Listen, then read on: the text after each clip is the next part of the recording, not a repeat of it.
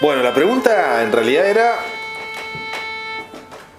cómo dejé el instituto y cómo está ahora. Yo la voy a ampliar porque esto no es mérito de un individuo, de dos individuos, de tres individuos. Los cambios en la sociedad siempre tienen que verse desde la acumulación de masa, de sociedad. Yo le decía a un compañero que estaba muy apurado en hacer cambios más radicales, es decirle, se van a hacer en la medida que la mayoría nos empuje a hacerlo. Si soy general sin ejército no voy a hacer, no jueguen a eso. Eso es un suicidio político además. De esto se requiere organización, para esto es la acumulación, para esto están las condiciones objetivas y sobre todo las subjetivas. En ese marco, primero hay que ver que el Instituto de Colonización nació en una época donde por primera vez se discute el tema de la tierra, después de derrotada la revolución artiguista. Y que después de eso se lo dejó casi sin presupuesto. Entonces no pudo hacer el cometido que la ley le daba. Vino el Frente y ahí cambió. Y por eso antes de que viniera el Frente ya algunos personeros del neoliberalismo quisieron cerrar el instituto porque sabían que había una herramienta tremendamente efectiva para hacer cosas que queríamos hacer. Entonces ya desde el primer momento el Frente Amplio cambió algunos conceptos. Por ejemplo, no se vendía más tierra a los colonos porque la tierra tenía que quedar en manos del Estado como un bien social, no del Estado burocracia, sino como el bien social de todos los uruguayos. También se decidió empezar a invertir en tierra, en comprar, y también que la entrega de tierra tenía que ser con un concepto de carácter idóneo en quién calificaba para ello y político en cuáles eran las prioridades. Exactamente. Terminar con esos eventos de los amiguismos, del uso más vil de la política, que es el acercamiento político. No importaba si era blanco, colorado, independiente, frente amplista, lo importante era que la necesitara y que se ganara con su voluntad el acceso a esa tierra. Y eso fue lo que se hizo: priorizar la producción familiar, al productor familiar, priorizar los sindicatos de trabajadores rurales, priorizar los colectivos, la forma familiar de producción de carácter colectiva, priorizar a los más humildes, los que estaban por el propio sistema capitalista, eran expulsados del medio rural, volverlos a integrar. Y eso generó un renacimiento del instituto. El instituto no se conocía, no sabía, ahora tampoco es tremendamente conocido, pero sí lo pusimos en la palestra pública.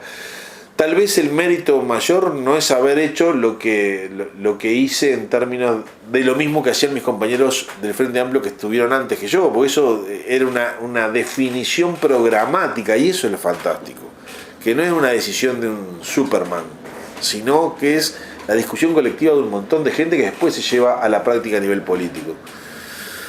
Tal vez sí lo que hice fue ponerlo en el candelero público, darle publicidad en buenos términos, comunicarlo, hacerlo como parte de la información que la población, saber que se tiene. Muchas veces nos llegaron a decir, no sabíamos que existía, no sabíamos que teníamos el derecho,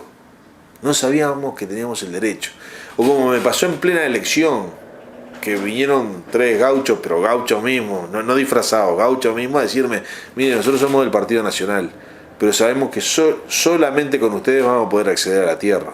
Es decir, ellos me decían clarito, mire que yo voy a votar pero vengo a hablar con usted porque para entrar a la tierra la única manera es mostrándonos como organización. Creo que ahora entraron, además ese grupo entró, cosa que me da mucha satisfacción. Ojalá que algún día nos voten, pierdan la tradición y gane la racionalidad y nos voten, pero no importa, lo importante es que accedan a la tierra como gente humilde a la cual se la da.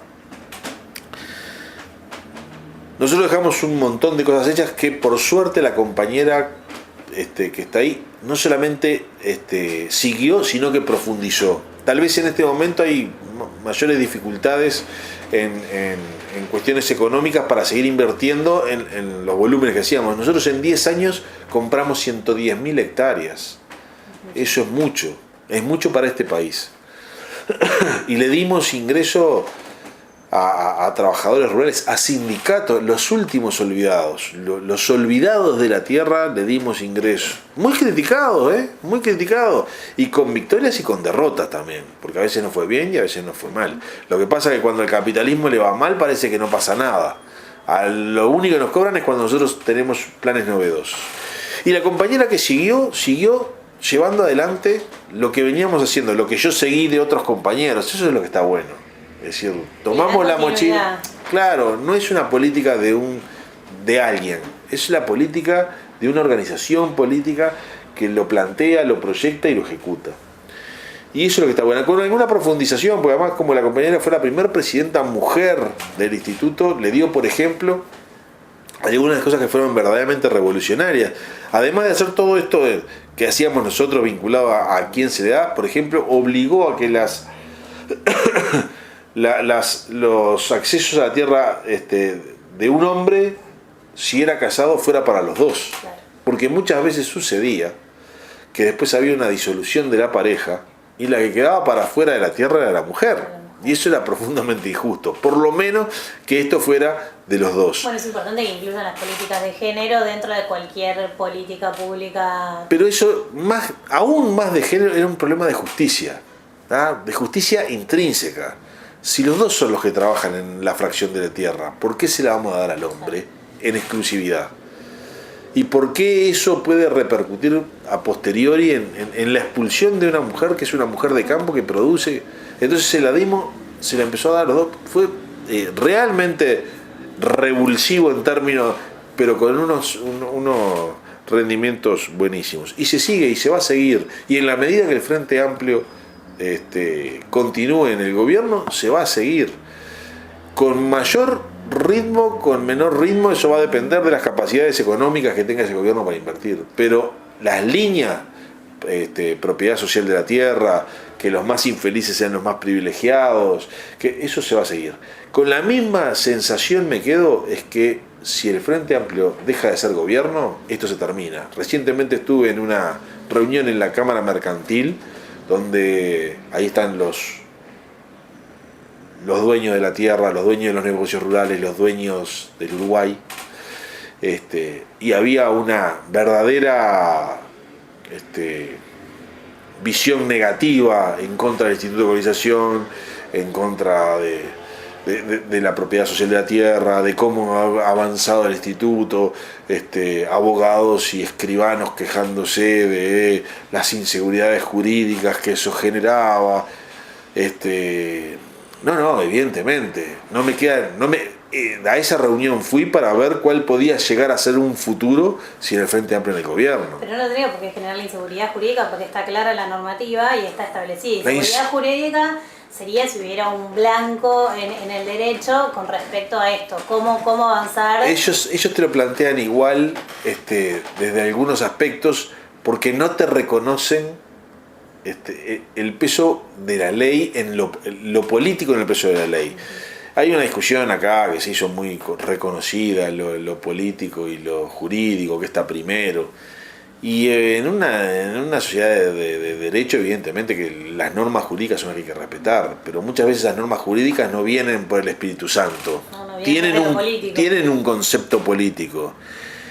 Y el poder político no está solamente en el Ejecutivo o en el Legislativo, también están en los tribunales. Y no nos podemos comer la pastilla de que los tribunales, el Poder Judicial es un poder inocuo que solamente habla de cosas técnicas. No lo es. Y en las discusiones que yo vengo escuchando, evidentemente que hay posiciones vinculadas desde lo técnico, pero impregnadas de visiones políticas. Entonces, ese tipo de cosas son las que a mí me previenen de que el futuro sin el Frente Amplio puede ser muy complicado para todas estas políticas de tierra, que de todas maneras algunas cosas son irreversibles.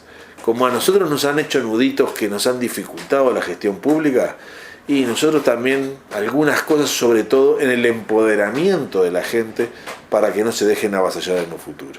Esas cosas también las dejamos. ¿Y eso está incluido también dentro de la reforma constitucional? ¿Está estipulado hacer alguna La reforma constitucional está hablando de esos temas, se está discutiendo esos temas. Yo en particular sobre la reforma constitucional considero que es viable en la medida que se apodere de esa discusión el conjunto de la población. Si queda en las cabezas políticas, en las direcciones políticas y en algunos constitucionalistas, perdimos.